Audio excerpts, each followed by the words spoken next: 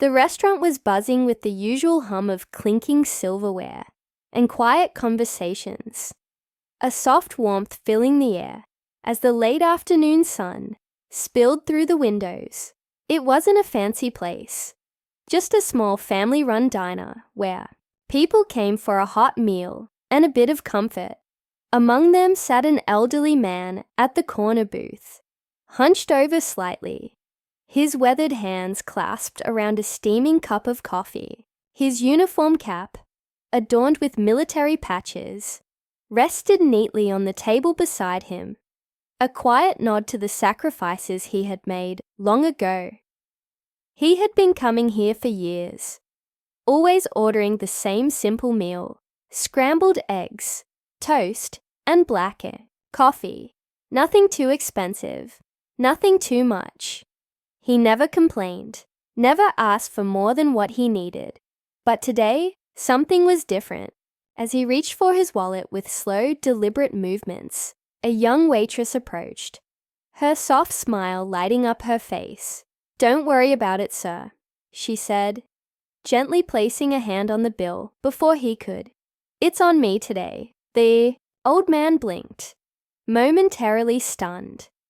His fingers paused over his worn leather wallet.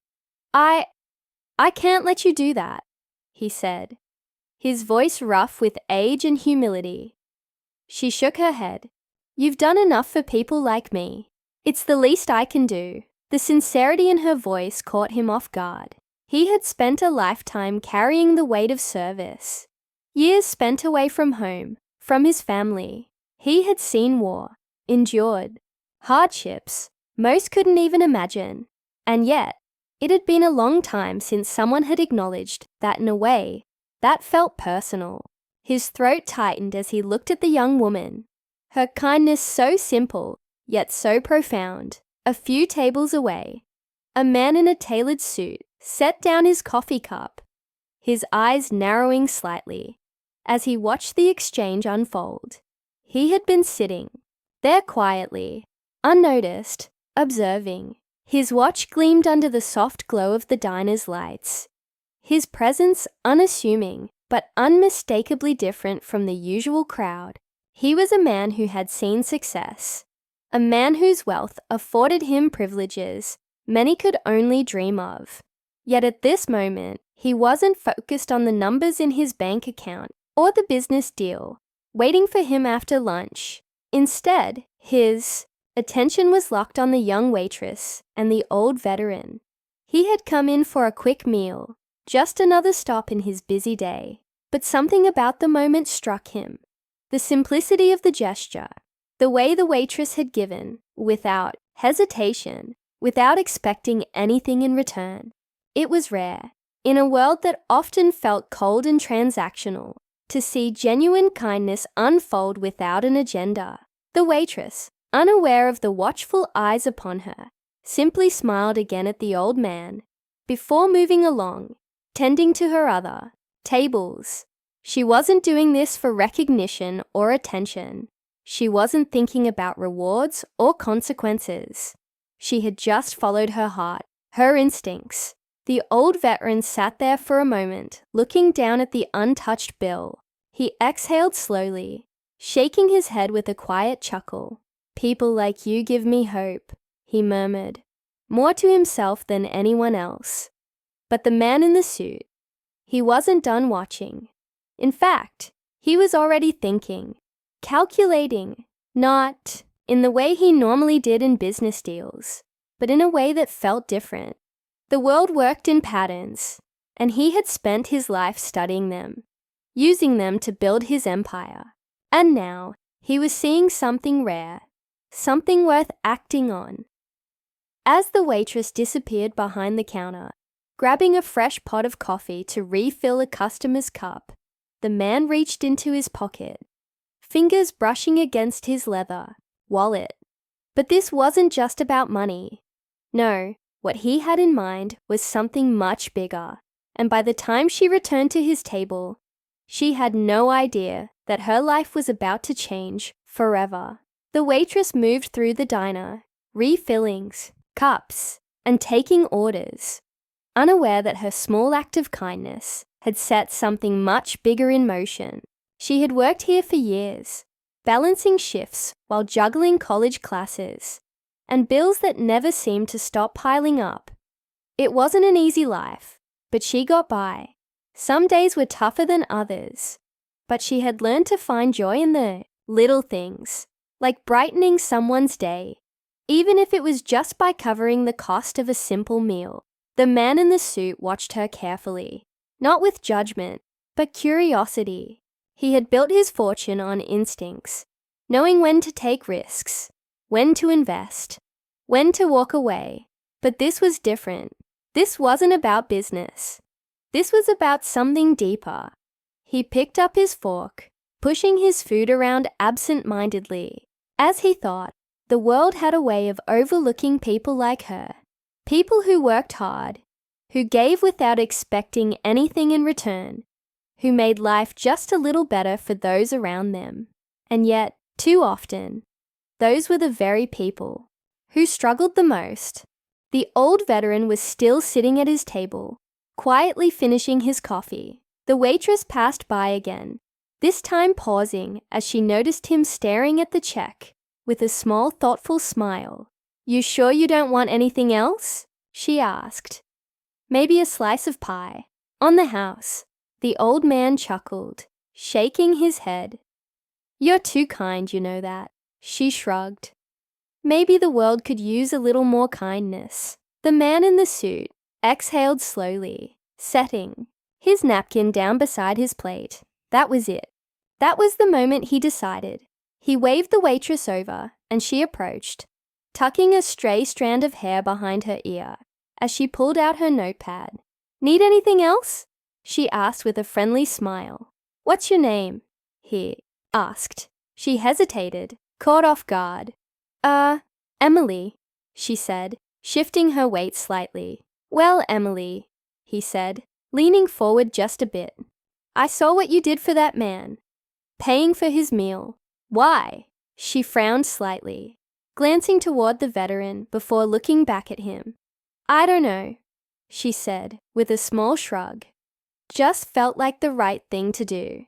He studied her, tapping his fingers lightly against the table. "Has anyone ever done something like that for you?" Emily paused. The truth was no.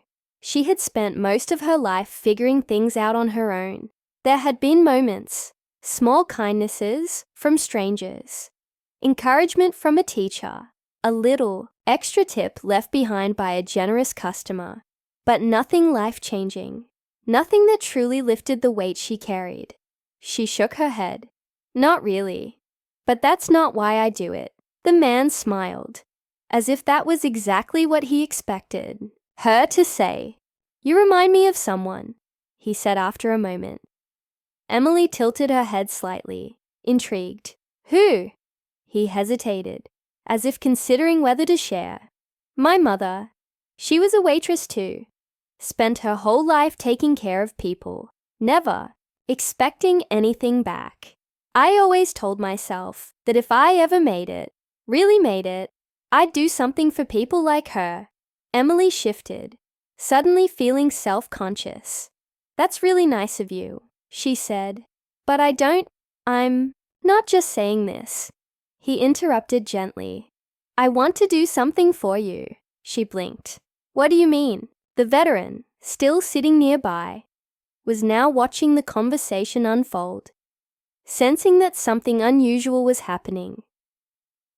The man in the suit reached into his pocket, pulling out a business card. He placed it on the table and slid it toward her. "I own a few businesses," he said casually. "I know how hard it is to get ahead when you're stuck in a cycle of just getting by. So here's the deal.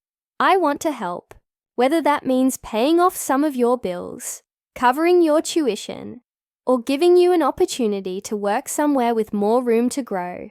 Emily stared at him, stunned. I don't know what to say." "You don't have to say anything. Now," he said with a small smile. "Think about it. If you're interested, call me."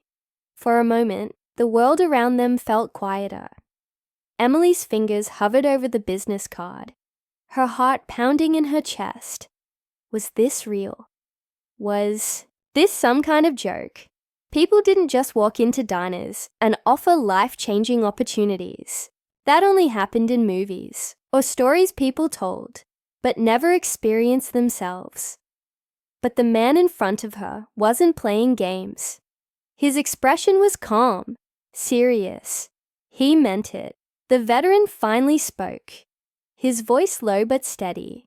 When life hands you a chance like this, kid, you take it. Emily swallowed, looking between the two men. Her mind raced with doubts, with fear, with the million reasons she should say no. But deep down, a part of her whispered, what if this is real? And that was the moment she realized. This wasn't just another shift at the diner. This was something bigger, something that could change everything. Emily stared at the business card for what felt like an eternity, her fingers tracing over the raised lettering. It felt too surreal, too impossible. People didn't just walk into diners and hand out life-changing opportunities. What if it was a trick? What if he was expecting something in return? Doubt crept in, but then she looked up and met the man's eyes. There was no pressure in them, no trace of deception, just patience. Like he knew she needed time to process what was happening. The old veteran nudged his coffee cup, breaking the silence. You remind me of someone too, he murmured. A younger version of myself, full of reasons to say no. When life offered a little help, Emily's throat tightened. She had spent so long taking care of herself, believing that nothing came easy, that every step forward had to be earned through struggle. But maybe, just maybe, she didn't have to do it alone. With a deep breath, she picked up the card and slipped it into her apron pocket. I'll think about it, she said, finally. The man nodded, satisfied. That's all I ask. The rest of her shift passed in a blur. The offer lingered in her mind, weighing heavier with every plate she carried, every order she took. By the time the diner started to empty out, her nerves were tangled in knots. She wasn't sure if she could do it. She wasn't sure if she should do it. But as she wiped down the counter at the end of the night, the old veteran stopped beside her. You know, he said, adjusting his cap.